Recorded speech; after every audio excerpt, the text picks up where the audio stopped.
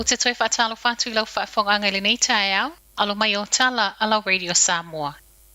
O se whaiunga o le vaiaso ese lea whaatoa umatu le mawalulunga o cases fo, whaamau o le COVID le community. Aso to na I whaamawina whase lau limas fulfa, ai o mai ana nafi reportia mai le isi valu se lau se fulu. Mai cases reportia ana nafi o au kilani le a ai au pito I tinga ina. Le esa wai le ono se lau luas fulutolu cases. E se ai isi pito nuu, e se fulu limo ni usila wa whaamaunia mai ai fo isi cases. E le I whaingo fie tangata au kilani au anga I atu I no fuanga motu I whaapesia ki ana nafi. E le imanuia ona na vave tapu nia no fuanga nei, mafua mai le lolo wao le tau na yai.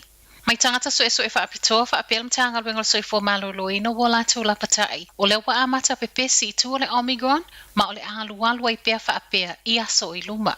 Wa toi whaamanatu mai ai I so se tasi le I whaialo na tuilo na tolu bo le booster, ta tau neona nga I e whai.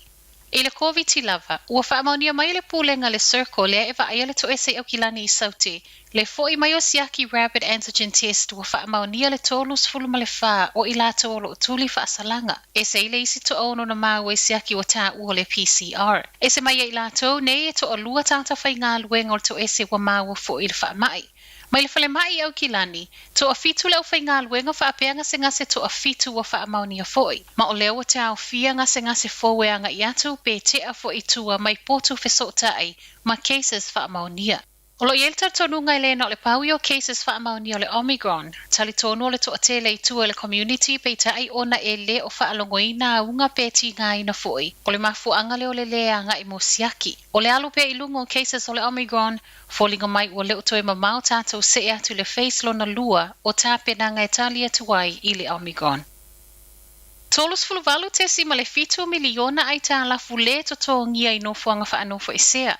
O leo whainga I mō pili na tu inatu mō tangata uono masina tālu o nau I tua manofanga whaanofo e sea. Tu sa male 5 afe valu se lau nei pili, ua silia male iwa se fulu aso e overdue ai, mai so e suenga, ta tau ne una whao popo I eitu lui I lunga o alatou pili. O nei wha maumaunga o sa wai a o ilo pe le malo le lumana I ono fuanga nei. Mai le matanga luenga o pisinisi, se lau tolus fultasi tesi ma le 5 miliona e o mai le whai ungal vaiaso na toe maua mai, I pili na tuli. Ma e tali tonul matanga luenga, o le fase fulu pasene o invoices e mo o mia le tu uinatu I pulenga, o lo o au ina mai ai tālafu le to tōngia. Tali tonu fo imtanga luenga po o le isi tolu se fulu pasene o nei pili, o le ale mawhaio nao ina mai ma e mo o mia le wha amangalo. Peitai, mai se tasi o tangata so e lungo tala le News Hub, e ta tau na whaitu tusa umatangata ma e mo o mia I pele to tōngio ai tālafu, a I lato e le I to tōngia. E ui le lolo wao le tau, e o mai lava na nafi, e le I whaavaivai le au te e o lo iai nei lava I Wellington. E le vao le whase lau I le 5 se lau tangata e o mai na nafi o lo ono nofo pei to tono o whale ie, ma e mai le ofiso leo, e le o whaingo fiela lato ngā luenga.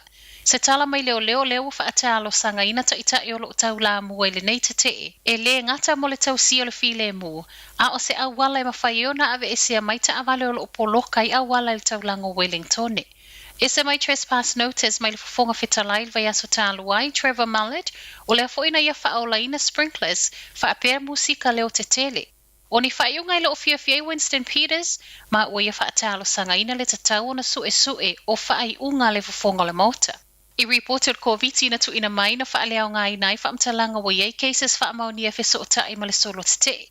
Mai le sui al pūlenga le ofiso leo e fōlinga mai, e le ilo le taimia fo I le whina wa tangata o lo te o na o le fia I tapol COVID whaapele whaamalo si o tui pui.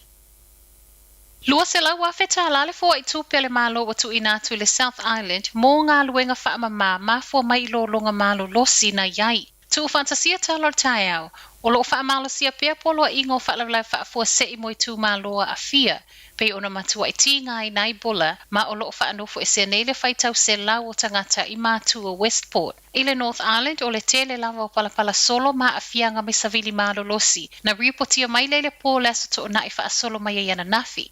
I winga lo wale tau ripotia mai fo ile tele o la auto ulu, o lo longa, malo losi ngalu o mai lungo a wala I New Plymouth, whaaleanga ina le telo a wala ma motu sia le ele tisa I Taranaki atoa. Whaatonu ina fo itangata lo au mautarana ki tolo pōwhewa inga, ma awane I tau mawhaia kolosia a wala walolo vaya. Ila o te lenga wa afianga na ta ua mai fo itala le One News, le motu sio fe sota inga mo telefoni fe aveai. Tala muli muli, ua masalo mio na amata ma ua le pase se saira rotonga I le koviti. Fualei fai ungolo na siaki ufa amaunia ina ua toe tau nui au kilani. O le tangata na tau nui la tu kuki la so tolus pumaltasi Januari, ma toe tau nui au kilani la so valu o Februari. Ua toe vala au nei pase se sa fai malanga faatasi ma le case fa amaunia, ua ta ua neo close contacts ma ua tatauna fa anofo e sea ma ngai mo siaki se taimi vave. O le atu kuki le o yaisa lato case fa amaunia I le taimi nei, ma isa unoangal pale mia Mark Brown I le po la so to nai. O le ua mai alongo I nā tu ia le mtanga luenga soifua malolo I nā New Zealand. Ma e fōlinga mai, o lea sa pe sia a o iai tua le community. O lo mawhana whanal pale mia le maua lunga le pasene o na tangata ua umatui o le koviti, ma o lea o le ambuli muli ta ia pea ta iala na whaata atia, mō taimi whaape nei. O tala nao le nei tae au, manuia le mtanga le vaiaso.